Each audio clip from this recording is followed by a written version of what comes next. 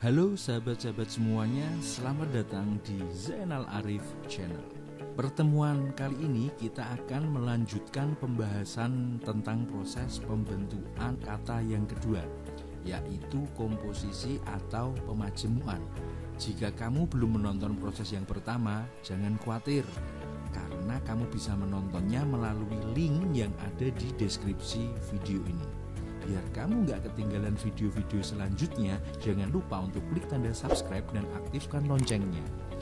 Kemudian like, komen, dan share melalui media sosial kamu agar kita bisa terus berbagi informasi dan kebaikan di Zainal Arif Channel. Baiklah, kita awali pembahasan ini dengan mendefinisikan komposisi atau pemajemukan. Komposisi atau kata majemuk atau disebut juga pemajemukan merupakan proses morfologi yang berupa penggabungan dua kata atau lebih yang menghasilkan kata dan makna baru. Jadi ada dua kata atau lebih yang digabung kemudian menghasilkan makna baru. Nah, untuk mengetahui apakah sebuah bentuk gabungan kata itu komposisi atau bukan, kita bisa mengenalinya dengan ciri-ciri kata majemuk.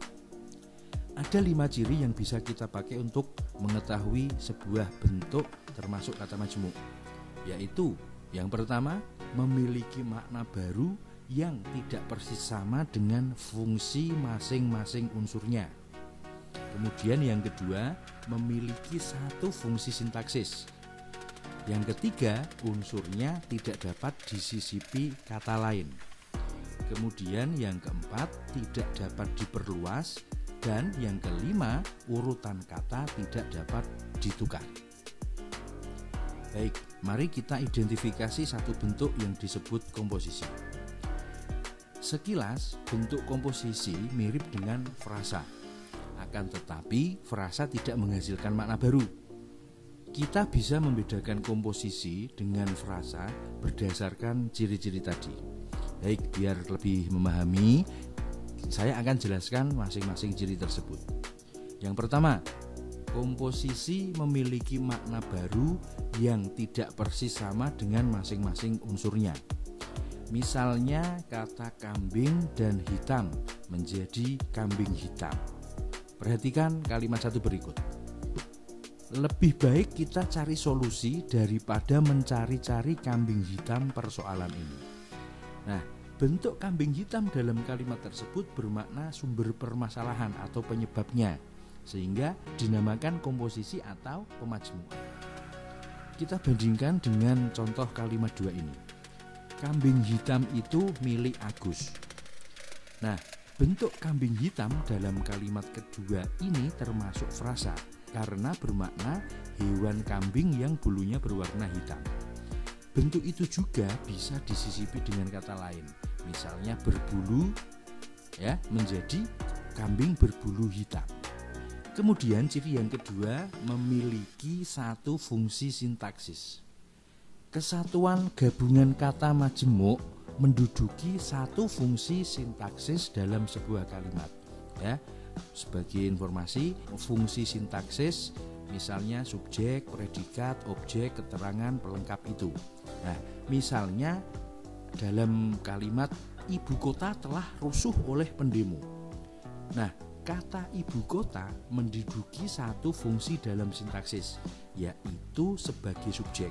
Bukan hanya ibu saja atau kota saja yang menjadi subjek dalam kalimat tersebut. Berikutnya ciri yang ketiga, unsur-unsurnya tidak dapat disisipi kata lain. Kata majemuk tidak dapat disisipi dengan bentuk lain. Jika gabungan kata tersebut dapat disisipi, bentuk itu termasuk frasa. Misalnya, kata rumah dan sakit dalam kalimat dia dirawat di rumah sakit selama 2 hari. Nah, bentuk rumah dalam kalimat tersebut bermakna tempat berobat, sehingga dinamakan komposisi atau pemajemukan. Jika bentuk itu disisipi dengan kata orang menjadi rumah orang sakit, maka bentuk itu bukanlah komposisi, karena belum tentu setiap rumah itu ditempati orang sakit. Kemudian ciri yang keempat, tidak dapat diperluas dengan imbuhan di satu kata saja.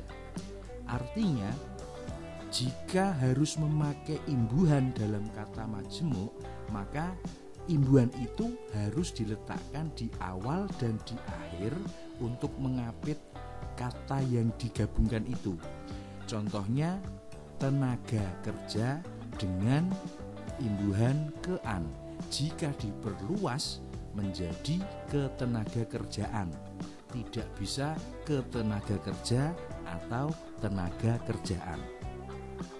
Kemudian yang kelima, urutan kata tidak dapat ditukar. Konstruksi bentuk majemuk selalu tetap. Urutannya tidak bisa ditukar.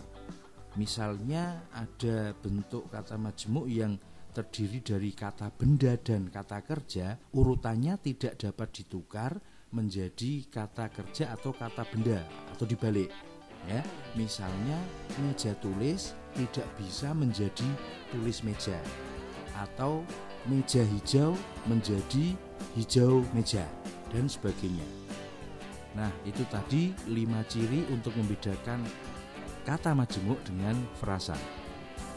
Selanjutnya, apa saja sih jenis-jenis kata majemuk itu?